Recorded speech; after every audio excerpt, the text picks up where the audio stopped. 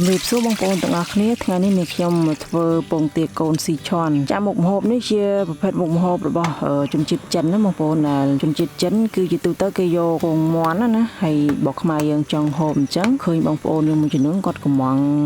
ហូបដោយយករសជាតិ original ប៉ុន្តែដោយសារជាទូទៅយើងខ្មែរយើងគឺមានពងទាកូនហើយចង់ហូបអញ្ចឹងគឺយើងអាចធ្វើជាប្រភេទពងទាកូនស៊ីឆាន់នេះបានគ្រាន់តែយើងមានគ្រឿងផ្សំដុំស៊ីឆាន់ទៅគឺយើងអាចយកមកធ្វើបានហើយរសជាតិវាអាចនឹងស្តៀងអញ្ចឹងណាបងប្អូនវាមិនអាចដូច 100% ទេចំណែកនេះគឺជាគ្រឿងផ្សំណា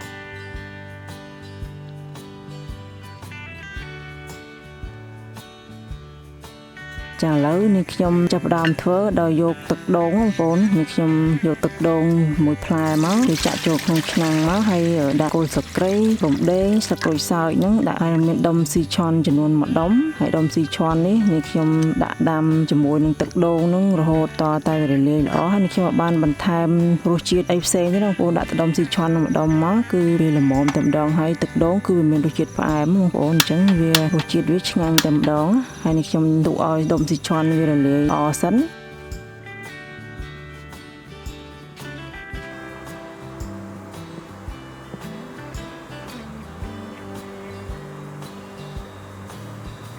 បន្ទាប់មកនេះខ្ញុំយកពងទាកូនដែលបានលាងសម្អាតរួចរាល់ហើយហ្នឹងវានៅឆៅហ្នឹងបងប្អូនយកវាមកគោះសបកឲ្យវាមានស្នាមប្រេះអញ្ចឹងមកដើម្បីឲ្យសាច់ខាងក្នុងហ្នឹងវាចូលជាតិជាមួយនឹងគ្រឿងស៊ីឆាន់ហ្នឹងហើយខ្ញុំយកមកស្ងោររហូតតតែពងទាហ្នឹងវាឆ្អិនល្អដាក់ស្ងោររំយូរដែរបងប្អូនឲ្យវាឆ្អិនហើយនឹងដើម្បីឲ្យវាចូលជាតិយើងរឹងរងាស់រយៈពេល20នាទីអីទៅឲ្យទឹកដូងរៀងរិញបន្តិចមក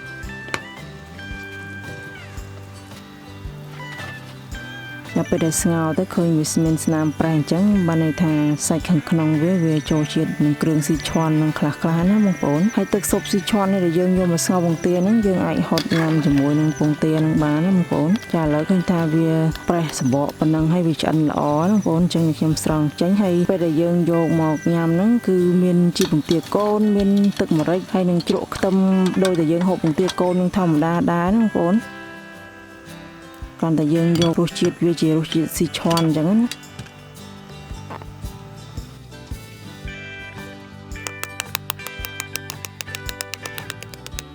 ហើយយើងយកមកបកវាចេញអញ្ចឹងមកហើយដាក់ទឹកម្រេចជ្រក់ខ្ទឹមជីពងទាកូននោះគឺថាឆ្ងាញ់មួយបែបគឺវាឆ្ងាញ់មួយយ៉ាងបងប្អូនប៉ុន្តែវាមិនចោលរសជាតិខ្មែរយើងទេ